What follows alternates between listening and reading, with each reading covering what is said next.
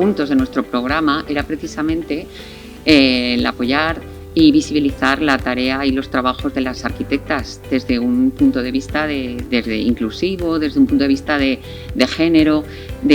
Nuestra intención es seguir trabajando en esta línea, en muchas más acciones, y nos parecía que una manera bonita de comenzarlo era abriendo una exposición a que todas las mujeres arquitectas que quisieran participar,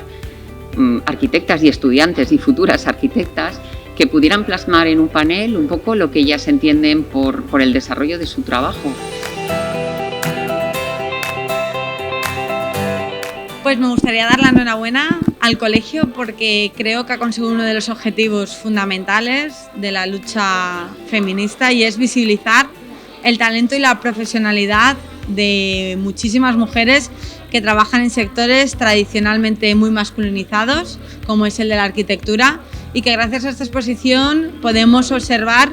que no solo tenemos un presente muy prometedor con arquitectas jóvenes que van a ser seguro grandes referentes a nivel nacional e internacional, sino que además tenemos una historia viva de mujeres pioneras en un campo como este que es necesario recordar y refrescar de nuestra memoria colectiva.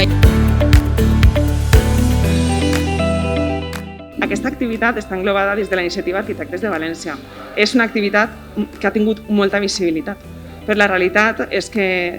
aquesta activitat ens agradaria que fos l'inici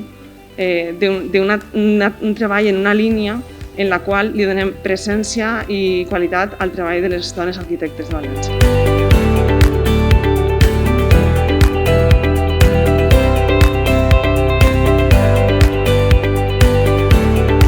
Queríamos lanzar una mirada feminista sobre el trabajo, no solamente reclamar la igualdad, que como no, queríamos reclamar una mirada diferente sobre el trabajo profesional.